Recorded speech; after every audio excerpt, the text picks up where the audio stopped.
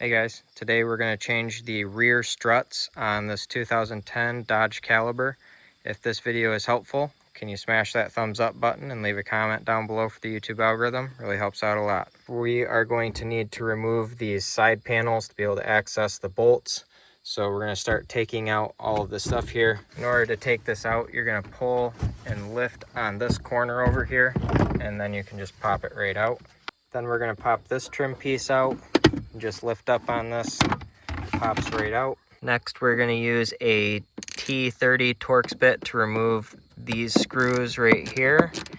We're going to remove this one and this one over here on the other side. Now you can pop these seats forward. Just pull the lever on each side and flip both of the seats forward. Now this panel is just going to pop out. If you want, you can pull the seal up out of the way here like this a little bit to let you get around here. Then we're just going to pull on this panel and it's just going to pop out like that. We're actually going to remove our spare tire here too so that this can come all the way over and into this space. With that spare tire out of the way, we can get quite a bit farther in here. Just move that. We can slide and we can look right back here. We're going to be taking off this nut and this nut right here. So for me, this is plenty of space here. I'm not going to worry about trying to get this panel all the way out. Now we're going to remove this 15mm nut and this 15mm nut over here. You're probably going to want a deep socket. Now I'm putting the jack right here. I'm not going to jack it up until after I crack my lug nuts loose on both tires because I'm changing both sides. And then after I crack the lug nuts loose, I'm going to jack up the tires till they're off the ground and take the wheels off. Now you're going to need to remove this 18mm nut right here. It's also an 18mm on the other side, and you will probably need to have a wrench on the other side or two ratchets, something like that, because that'll probably just spin. Now that we have that nut off, we can pound this bolt right out. Can just unscrew this the rest of the way. There we go. And that just pops down like that. Now we need to loosen the nut that holds the sway bar link bolt here, right down in here.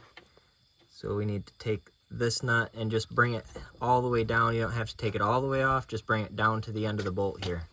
You'll probably also need a 13mm to hold the top of the bolt. Both the top and the bottom are 13mm.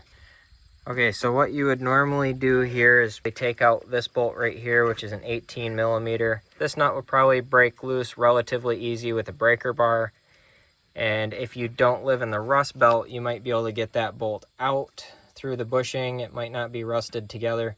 And then you can push this control arm down enough to be able to pull this shock strut assembly here out. So it's got to go down because this sticks up here about this far. On the other side, I broke this nut free and I could not get this bolt to come loose from the bushing. It's completely rusted together. It's not coming apart, and I'm not disassembling this whole thing. I'll probably end up with the same problem up here with these bolts and the other bolts.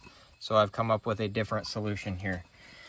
Go get yourself one of these spring compressor tools. You can rent these from any big auto parts store. We're gonna compress the spring here a little bit so we can push the shock down and get it out. You're gonna put the spring compressor kind of right here.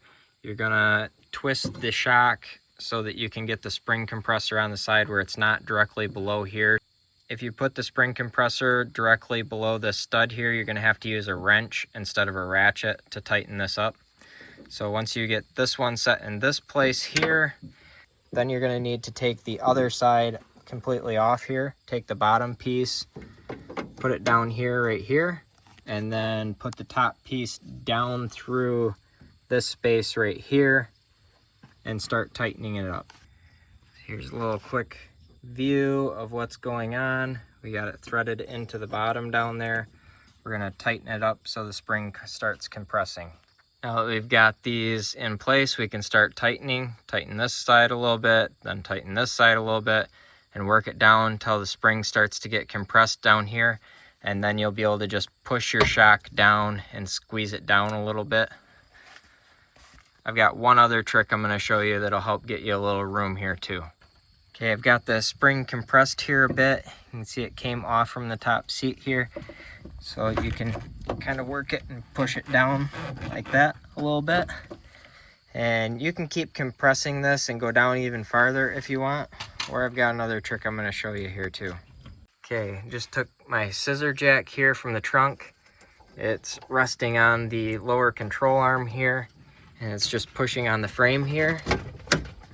And I'm just going to twist this with my fingers, and you can see that's dropping the control arm down and lowering this quite a bit. So you can work this down and work it down that way. And between those two things, you can squish this down enough to be able to get it out. You don't want to get crazy with this scissor jack trick here, because you can probably hear there's stress going on in here. Just listen. So you can hear that. You don't want to like rip stuff apart. I wouldn't do this any more than you can just turn it with your hand here. I wouldn't put any like leverage on this screw. You can tighten your spring compressor up here a little bit more, and you'll be able to push this down a little bit farther and get it down underneath the shock mount here. If I get that cap off, I think I can get it. There we go. So now we are just going to loosen the spring compressor up here and recompress the strut. Take the spring compressor tool off and pull the strut out, and then we can put our new strut in here the same way that we took this one out. So we'll need to put the spring compressor on it and tighten it down and then shove it underneath here.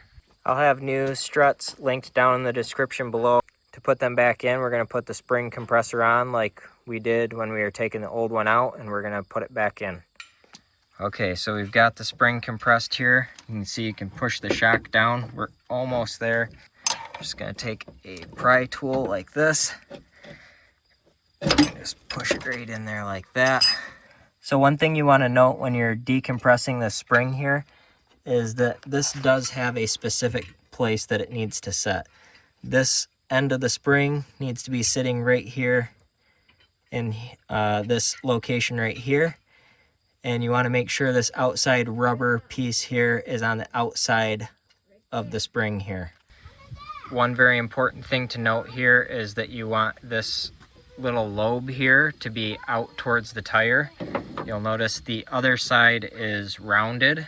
You want this to be pointed out towards the wheel. The next thing that we want to do is lift this up, making sure that those studs go into the holes. We're going to adjust the jack here so that the holes line up. I had to increase the height of the jack a little bit to get this hole to line up. Now that we have it lined up though and the bolts in the hole, you can take this jack all the way out. I like to put a little anti-seize on things before I put it together, so I'm going to put some on that bolt right there before I put the nut back on. Last thing you need to do is just put your bolts back on the two studs there, and then start snapping all the interior pieces back into place, and you're done. So I hope you found this video helpful. If you did, smash that thumbs up button, leave a comment down below for the YouTube algorithm. Thank you for watching, and have a good one.